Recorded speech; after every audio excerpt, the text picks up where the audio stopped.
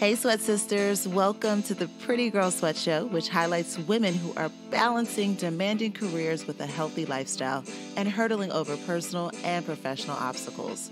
I'm your host, Aisha DeVore Branch, and each week I have a sister-to-sister chat with an inspiring go-getter, and listeners learn how good things come to those who sweat. If this is your first time listening, what up? You could be anywhere in the world and you're here with me, and I really appreciate that. If you love what you hear, take a second to subscribe to the podcast so you get updates every time we drop a new episode. If you got half a second, leave a rating, which will help other sweat sisters in need of some inspiration find our podcast. If you have a minute, please follow us across all social media platforms. We are at Pretty Girl Sweat on Instagram, Facebook, and Twitter, and YouTube. Use the hashtag PrettyGirlSweat when sharing this episode. And if you have 5 minutes, please leave a review and let us know how we're doing. Hey, Sweat Sisters. Today on the Pretty Girl Sweat Show, I'm chatting with Renee Montgomery, the two-time WNBA champion and current member of the Atlanta Dream. During the offseason, she has been an in-studio analyst for NBA TV, ESPN, and Fox Sports South, as well as served as a host for Food Truck Diaries on WSB-TV. When she's not in season or hosting, the 2009 graduate of UConn and the recent graduate from the Harvard School of Business crossover program engages with the community through her self-named nonprofit, the Renee Montgomery Foundation. One of the staples of her foundation is the initiative Let's Go Pro, where she introduces the community to sporting events and hopes to encourage kids to want to be active. Keep listening to hear how Renee juggles all of this and so much more. How are you? Look, I'm good. I'm happy. I'm excited. And wait, yesterday was MLK Day. How did you spend your day of service? So I spent my day of service doing family stuff. So I hung out with members of my family and enjoyed each other, which for me was a day of service because I kind of get in the go, and I'm always working. So I took a second to kind of settle down and do nothing. And that's the best day ever. Congratulations to you. I had a blast. I was basically servicing my family in a sense of spending time, like prioritizing people. So yes, I had a blast. That's beautiful. That's beautiful. Well, speaking of family, I always like to start these conversations from the beginning. I want to know about Renee back in the day when you were a child. How was it growing up in your household? Oh man, growing up in my household, so it was fun. I was the youngest, so I had a different experience than my sisters. My sisters tell me all the time my parents got old and tired by the time they were raising me. So it was strict, but it was fun. Oh, good. Okay, so what about healthy living? Was that a part of your upbringing, or this is something you kind of adapted later on? I would say it's a part of my upbringing because my Snook, which is what I call my mom, Snook and Diddy's mom and dad. So my Snook, she has a garden. And so a lot of times I didn't even, now that I'm older, it's actually cooler to me. But a lot of times, most of the food she would cook as far as vegetables and everything were concerned was from her gardens. With greens, tomatoes, anything. Like she had a pretty good sized garden. Hello, West Virginia. And we ate out of it. Did you ever cook with her? Nope. I can't cook at all. What, Renee? At all. I tell you, not even a little bit. It's not even close. You don't want that. Wait, you got to have one go-to dish. What's one thing that you won't screw it up? Breakfast. Okay, that's good. Okay. Yeah, I can make some breakfast. That everybody always tells me that's not really a thing. So I have realize I'll just say nothing. But breakfast, I can do some breakfast, some eggs and everything like that. Okay. People can mess up an egg. So if you can be confident in making a good egg, you should be proud of it. Scramble it, baby. We got to scramble that egg now. We ain't going to over medium and all that. Now, we're not taking orders like that. Oh, gosh. Well, I have faith in you. I know you can hook up a mean meal in the morning. All right. Okay. So let's talk about school a little bit. Did you always fit in with your peers when you were a kid? I actually did. My personality type is pretty welcoming in a sense of new situations. I adapt pretty well to new situations. So it's been like that since I was younger. And me playing sports, I think, helped with that. So because I played sports, I always had a group that I belonged to. Yes. Okay. What about your grades. How were you able to balance having good grades and playing sports, or was it a struggle? Oh, it wasn't even an option. It just was not an option. My mom is a college professor, now retired. And my Diddy was an engineer, now retired. So that wasn't really an option in our family. That was kind of a given. My sister's a doctor, by the way. My other sister's an accountant. So though school wasn't really like, it's kind of like one of those things when you know you don't have a choice, you don't think about doing otherwise. So getting a B just wasn't really a choice in my family. Amen to Diddy and Snooks. Hey. We'll talk about great parents. Okay. Well, tell us about a favorite coach. You know, you had some great leadership in your household, but what about on the court? So on the court, man, I've been very, very blessed. I've had some coaches one of my best friends growing up, her name was Alexis Hornbuckle, and her dad was our coach for a long period of time. She actually went on to go to Tennessee and I went to UConn. So anybody that knows anything about women's basketball would know that was like unheard of. Like we were best friends that went to rival schools, but her dad was our coach for a long time. So for me, it helped because he was close to the family. And so he gave more attention to me, I would say, just in the sense that we were so close. Yeah. And also my Diddy coached me for a while. I would say he was like what people do for individuals now. He was that for me. Every day after work, he would like work out with me. And now that I'm older and have long days, I see how much of a sacrifice that is because I'm sure he didn't feel like it, but he always went out there with me and worked on my game with me. That's incredible. Thanks. I'm taking notes, Diddy. Taking notes. If when you're younger, you don't realize the magnitude of what people are doing for you because it's almost like it's a given. You feel like, oh yeah, they're my parents, they're supposed to do that. But now that I'm an adult and these long days and to think about how like he just was so consistent every day, you would have never known he was tired. For me, that was special. Now that I'm older, I can appreciate it more. When did you make the decision to go to UConn? That was tough. So originally I was really stuck on the University of Maryland because my oldest sister lives in Maryland. So I'm thinking if I'm going away from home, then I might as well go somewhere close to family. So I'm just not all the way by myself. But I went to my visit to UConn and I went to my official visit to UConn. They were the first one on the list. You get 5 as a high school athlete. UConn was the first one, and I canceled all the rest of them because I knew. And my parents were like, "Oh no, baby, maybe you should just check out the other schools just to be sure." And I'm like, "No, I'm good. Like I know I'm going to UConn." So it was pretty shocking to a lot of the coaches just because I had already had my 5 visits laid out and just didn't take them. Like I knew, and I'm one of those people. Like once I know, I'm very decisive. What was that thing that helped you say, yeah, this is where I belong? I think it was the people there. So at the time, Tanya Cardoso was a coach. Chris Daly's still a coach there, Coach Ariema. It was talking to the coaching staff, seeing how they treated me in a sense that a lot of the schools, I was one of the top recruits. So a lot of the schools, they were rolling out the red carpet. They were telling me everything I wanted to hear. And for me, that was a little alarming because I'm like, they're probably telling everyone that. Maybe they weren't. But to me, I was just like, oh, I don't know. And at UConn, he was basically like, you're going to be as good as you want to be. We already have a point guard here, as you know, so you would have to compete for that spot. But I'm not against a freshman being my point guard and running the show. And so for me, I felt that was real because it's not necessarily something that you would want to say to a high school kid that everyone is telling them, you're coming here, you're starting for all 4 years, you're going to be a star. So for him to say that's not the easy thing to say. And to me, I liked it because I knew it was the truth. Yeah, honesty. I love it. Okay. What was your major? Business and communications. So I went in for a communications major knowing that I was going to try to get into TV broadcasting at a certain point.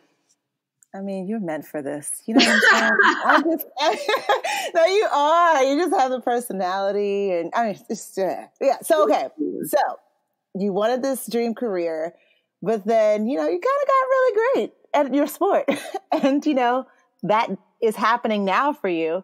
But did you think that immediately you were going to go to the WNBA or you were going to go into being a media professional?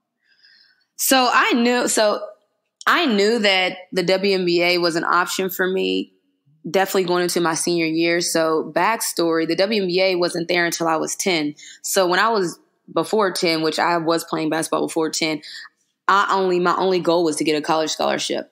So then fast forward to now, there's a WNBA. I'm playing at the #1 school in the nation, and my team goes undefeated my senior year. Well, you better believe I'm going to take advantage of the opportunity. I'm going to the WNBA. And for me, it was difficult because recently last year, I just stopped playing overseas, and that's guaranteed money that I'm just leaving on the table while I'm healthy and able to play. But I felt like I needed to start that post-basketball career while I'm playing. It will open more doors for me. So that was a difficult decision even then, because if people listening don't know, with women's basketball, we make more money overseas than we do playing in the WNBA. Mm-hmm. Absolutely. So was it a scary decision? Oh, definitely. Because it's like, okay, so I knew this was coming. I'm a planner. So I planned to buy my house at year 3, my car at year 5. I knew at year 10 I was going to stop playing overseas. But so I've been saving my money up so that I didn't have to be scrounging pennies together to try to pay my mortgage. So financially, I knew I was okay. I would be able to survive 7 months with no pay if I don't get paid in the off season. But it's still a scary thought because it's like, oh, am I crazy for leaving guaranteed money on the table almost? So I had to it was a bet on myself for sure. Well, do you have any mentors that are kind of like helping you with this transition? I would just say my circle, and I've had the same circle since I was young.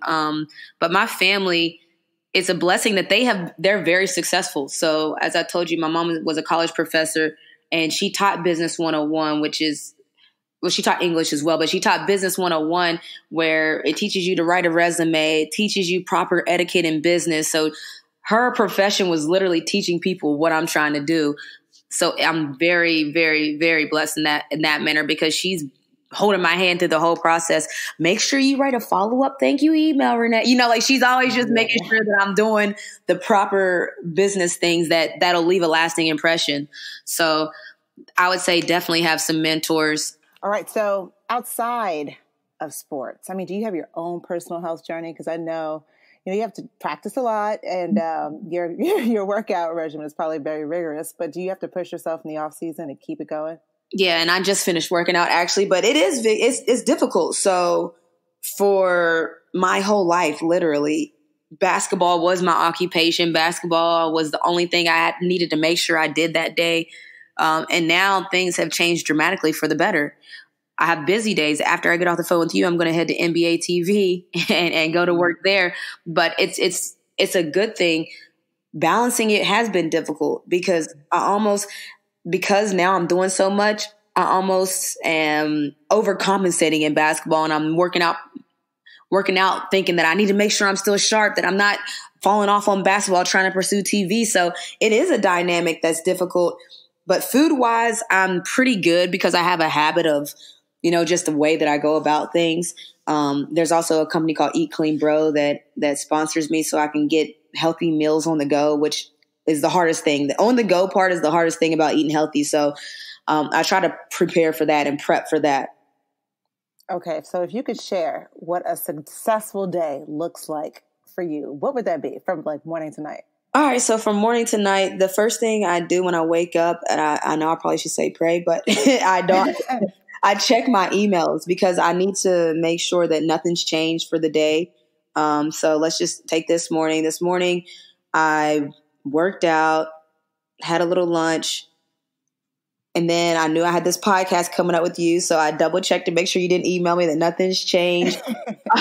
I emailed the NBA TV people. I'm going there. And then after that, I'm going to go play some pickup basketball just with a group of people. So for me, that's a very successful day because I always try to do, I have this thing where I want to do a certain amount of podcasts a month because I think podcast is a great way for people to get to know you. People don't really even actually, they know the me from the internet, but they don't know, a lot of people couldn't tell you I have 2 sisters, and that one's a doctor, people probably don't know that. So I love to do things like this. So for me, this is a super successful day because I'm going to NBA TV to actually work and work towards the ultimate goal, which is get a TV, like a TV contract. And then I'm doing the podcast with you. So I'm letting another audience get to know me. And then I'm playing some pickups. So today would hit all of my points. Oh, good. What about reading? Do you love to read, or is it something that you're just like, you force yourself to do it? Oh my goodness. I'm in a book club. That's good. Okay. Yes. In a book club right now. We're reading Who Fears Death. Okay. I'm not sure who the author is, but the book is awesome. Has some heavy parts in there. So beware if you want to read it. But I'm in a book club, and it actually started in 2020. So previously I said I'm not reading anymore because I enrolled in the Harvard School of Business and did a semester there. And so after all of that reading that they do, I told myself, look, I'm done reading. School's not for me. I'm done with it all. But it was successful. I graduated from it. And then now that I've recovered, my sister, who we call, she's a geek, the doctor one. She started a book club, and it's like, she has other doctor friends and other people. So I brought me and my friends in it. And right now we're reading Who Fears Death. And it's actually so much better than reading a book alone. So I'd highly recommend starting a book club for anybody thinking about trying to read. It keeps you on task. Yes, it does. It does. But first, wait, we're not going to skip over this. Congratulations on this Harvard achievement, because that's huge. That's huge. Okay. I kind of did it to try to fit in with my family of scholars.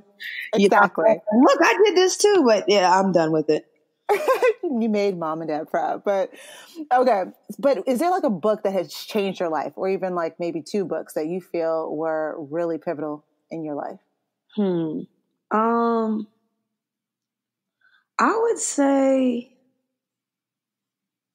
man, that's tough. I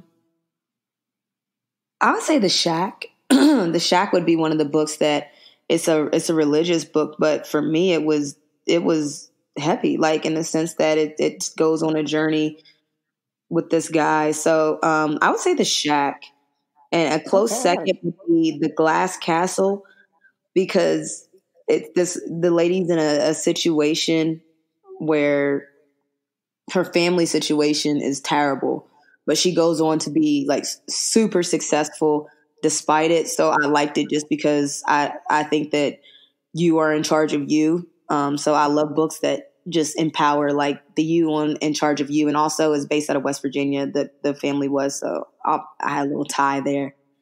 Oh wow, I got to check those out. Yeah, sure. Yeah. Okay, so your schedule is pretty jam packed. So how's your sleep, girl? How are you sleeping? Well, that's the thing. Yesterday I was knocked. I felt like all day. I try to go to bed at a certain hour every night. Sometimes that works and sometimes it doesn't. But I try to go to bed at a certain hour. I need my 8. So I'm one of those. I'm probably going to always need it because it's a habit being an athlete. But I need 8 to like wake up and feel good. And from where my days and my job literally is me having to have my personality and be sharp. For me, it's like I feel like it's part of my job to get sleep, because I can't be lagging and then, think of my points later. When you're talking sports and you're talking basketball, how fast it moves, you need to be sharp. Mm-hmm, absolutely. All right, back to exercise a little bit. So we know you do pickup games and you play basketball professionally, but when you want to work out and have a good time, what's like your go-to workout? Oh man, so it's I forget the name of it, but it's where you dance with weights, and it's like that trap Zumba almost, and they have a really cool one here. But yeah, I would say like trap Zumba, where I love it because when you're tired and then they play your song, it's like that burst you get, and then now we getting it. So that to me, yeah, that's the go-to. I also do kickboxing at X3, so I try to switch it up in the off season to break up the monotony. Okay. Well, keep me posted about this trap Zumba thing. You like that? I would love that. I would put that on my calendar. So let me know. It's turned in there. I definitely will. Okay. Good. And what's always in your gym bag? Always in my gym bag would be headphones. Although I don't work out with them if I'm working out with a group. Headphones, Defiance Fuel water, and it sounds like I'm plugging them, but I always have it because it's one of those waters that have the extra hydration. So it's not just basic water. It's like, it has all the added benefits. So I would say those two things, and a towel, Okay. But yeah, that's always in my gym bag. Nice. Well, do you eat before a workout or you wait? I have to, because like with us, our workouts are so long that if you don't eat, you'll run out. Like you'll just run out of energy because of how long the workouts are. So I have to eat, even if I'm not hungry, which is the worst thing ever. But yeah, I have to. And what are you grabbing on a cheat day? On a cheat day, desserts are my kryptonite. So I am grabbing a pineapple upside down cheesecake from Cheesecake Factory. Ooh, okay. Final answer. Final answer. You're like, nothing else. That's the go-to. That sounds delicious. Okay. Any like certain beauty products that you always have to have when you're traveling or even at home? Yeah, I'm a Shea Moisture through and through person. Okay. So my face wash is Shea Moisture. My hair supplies are Shea Moisture. So I would say like Shea Moisture really is my one-stop shop. And what about deodorant? This is like a tough question for everyone because everyone's very particular about the deodorant they have. Oh, yeah. I'm Degree, Sexy, Intrigue, Smell. Yes, that's not like I'm not using any other ones. Oh, wow. Okay, good. Everyone knows, man. Like, how do you not know your own deodorant? Like, that would be exactly. Okay, and when you hear the words pretty girl sweat, what do they mean to you? I think that's pretty dope because a lot of times working out, especially with women, the more you work out, they have all kinds of names for it. And when the women get too husky or too strong, so it's almost breaking the stigma that, like pretty girls sweat too. So I think that would be breaking the stigma because a lot of times when you hear about people working out, they automatically go to the extreme when it's women. So yeah, pretty girls sweat too. They do. All right. So what's up next for Renee Montgomery? Next for me, well, the season's coming up. The schedule just got released. We start out the season on a back-to-back, and this season is actually unique because it's Olympic year. So, and the Olympics happen right during the WNBA season. So there will be a 3-week period during our season where everything shuts down. Whoever's on the Olympic team, those 12 players will fly over to where are the Olympics this year? I should know that, but I don't. I can't think of it off the top of my head. But they'll fly over, they'll play in the Olympics, they'll win a gold, and then they'll come back and we'll resume our WNBA season as nothing happened. But because those 3 weeks that 3-week break is in the season, that means that we're going to play 2 more games this year than we normally play because of new CBA. And we're also going to have about a week and a half, 2 weeks shorter to play those games. So there's going to be a lot of games in a little bit of time. Oh, wow. Oh, yeah. Okay. So it's in Tokyo this year. It's in Tokyo. Tokyo 2020. Yep. That's right. 2020. Yeah. Okay. Wow. That's interesting to know. Okay. So we're going to make sure that we get as many people, as many sweat sisters out in Atlanta to. Yeah. Y'all need to do a sweat.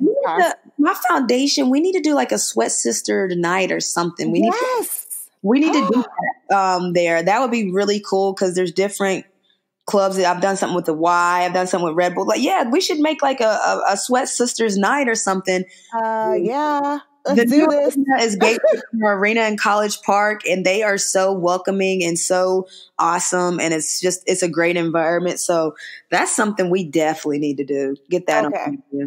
Done and done. I'm going to start working on that for sure. Thank you very much for bringing that up. And thank you so much for coming on today. I learned so much more about you. I did. And you're an incredible human being. You're so inspiring. And I know you're going to kill it this season. I know you are. Let's do it. Yes. I tell my little homies, I said, what's up? I will. They love you.